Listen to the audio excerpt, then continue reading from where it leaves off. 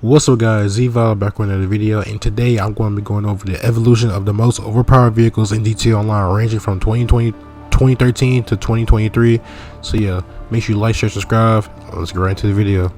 Now for the first vehicle, we got the OG Army Rhino tank, man. And the reason why this vehicle was just so overpowered was because there was barely any ways to just counter it, man. Like, the most effective way was to basically just suicide car bomb the Rhino tank, and to successfully do that, you had to go off radar, which you had to unlock, and then you had to unlock sticky bombs, and then just put the sticky bombs onto any car. It could be your car, NPC car. It had to be 5 sticky bombs, and you had to crash into them perfectly to just blow them up entirely, man. So mind you had to be off radar to do this, because they're going to see you, approaching them. They could just shoot you, and then boom, we had to go do it again. So when you go off radar, you only have 1 minute. That basically means you have a 1 minute timer to actually successfully do this, and if you don't, then it was just GG's, man. The round tank was just crazy. The griefers, the lobbies back in 2013. If you've seen this, just run away, because you're not killing that dude. I mean, you're just not killing him, man. You might as well just go past him or just stay as far away from him as possible, man. It was crazy back then. And oh man, next up we got the Hydra, man. This was so overpowered back then. Now, I believe this came out with the heist update in 2014, and the reason why this is so overpowered because this was the first jet that you could purchase and just call up through Pegasus and just hop in it and just go grief the entire lobby, man. This was insane back then, bro, because the cannons were just so overpowered.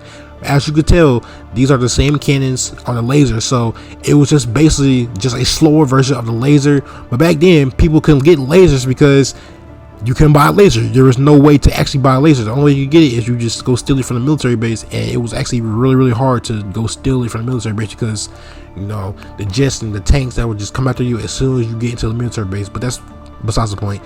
This jet just it was just going crazy from 2014 to about 2018.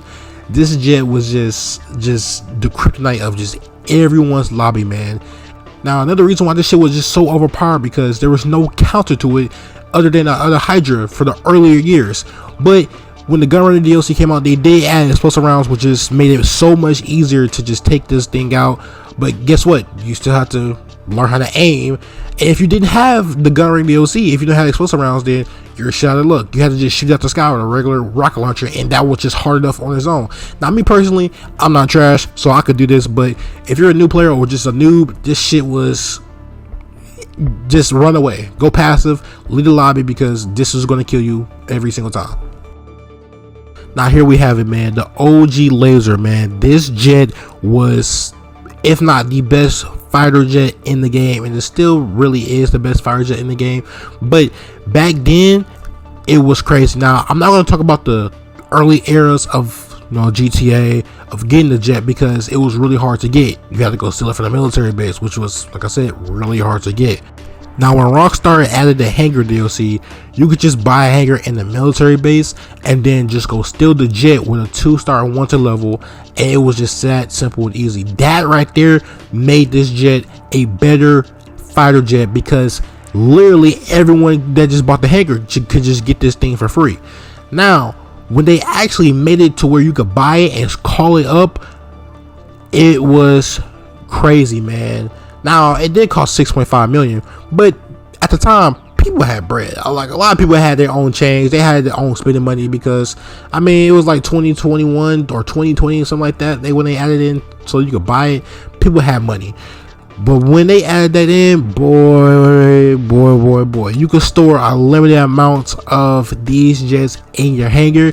So when the one got destroyed, just request another one. That's all you had to do. Now, when this thing first came out, so you could actually buy it, there was a glitch where you could just request it and it would just spawn right next to you, compared to it spawning at a certain location. You had to go drive to it and then get into it.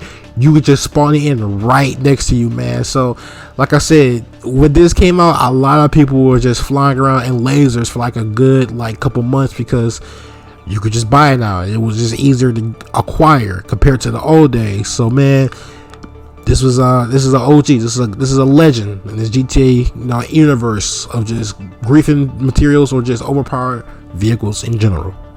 Now here we have it, man, the Gajali tank. Now this tank right here was just a Rhino tank, but just on steroids, man. This shit was just so overpowered. Now the main thing I loved about this tank is that you could just call it in as a personal vehicle compared to Pegasus. You had to go to like a certain drop-off location that was probably half a mile away.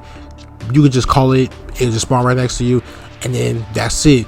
But this tank literally just did everything better than the regular Rhino tank, man. It shot faster, it was faster, it was more agile, and on top of that, I think it was like a 4-seater, so you could have 3 other people get inside the tank and have their own guns that you could use. You see all those guns on the top of like the little main like barrel right there? You see that right there? They could actually use that compared to the Rhino tank.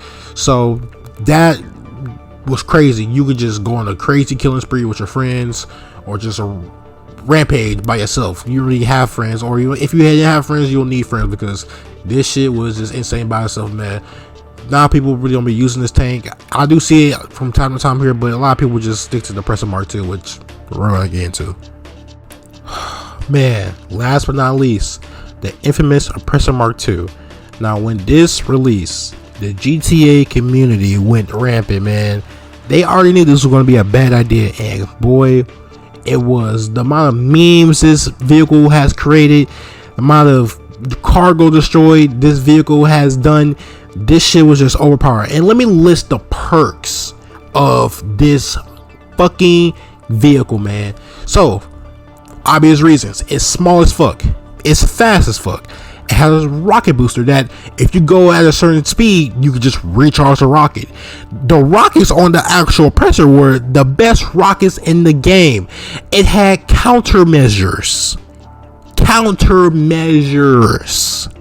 for a fucking flying motorbike.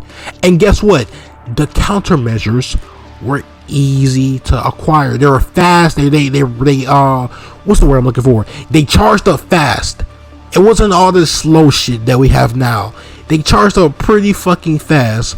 So that's about 5 or 6 perks that this vehicle carried on its own. Now me personally, I was never a Oppressor Mk II PvP player. I'm more of like a on the ground. I might use a jet every once in a while, but man, when you found the right motherfucker that knew what they were doing with this Oppressor Mk II, even today, you're gonna get your shit kicked in. I'm sorry, you're just gonna get that shit kicked in. This vehicle was GTA's 5.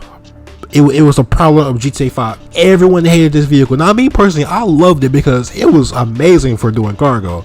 It was amazing for doing missions. The rockets was good as hell.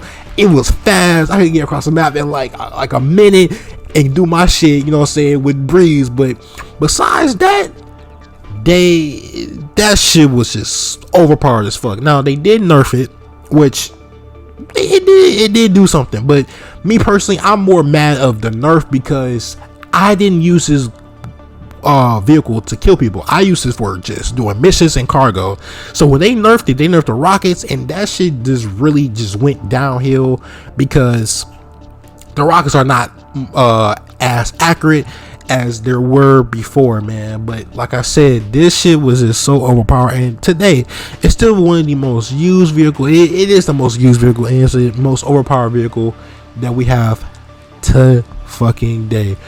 Quote me on that, because I know that this shit right here was goddamn just too damn much for GTA 5, and hopefully we don't see this shit in GTA 6, man, because that shit was crazy. Now I do have a few honorable mentions: the APC and the Oppressor Mk I. The reason why they didn't make the list because I mean they just wasn't as good as the others. I mean, for the APC, you really need 2 people to actually have this thing be overpowered, and even then it wasn't really that overpowered because it didn't have unlimited rockets. And the Oppressor Mk I, you had to be way like more skillful with the actual Oppressor Mk I compared to Oppressor Mk II or any of the other vehicles that were just on this list. But yeah, man, that's basically the video, guys. Make sure you like, share, subscribe, especially if you like fried chicken. Me personally, I'm black, so it might be stereotypical that I like fried chicken, but me, actually, fuck that. I feel like that's an outdated stereotype, because I feel like every race love fried chicken. I mean, the kids, the white kids. I feel like sometimes I go to like a Mexican restaurant. They have, you know, the fried chicken tenders on the you know, the menu. You know what I'm saying? And even we got Korean fried chicken, we got Asian fried chicken, we got Dominican fried chicken. I mean, we got all these types of different types of fried chicken. So I don't think that stereotypes fits, you know, the blacks anymore. But like I said, like, share, subscribe on the road to 2K subs, and it's your boy Zevo, guys. Later.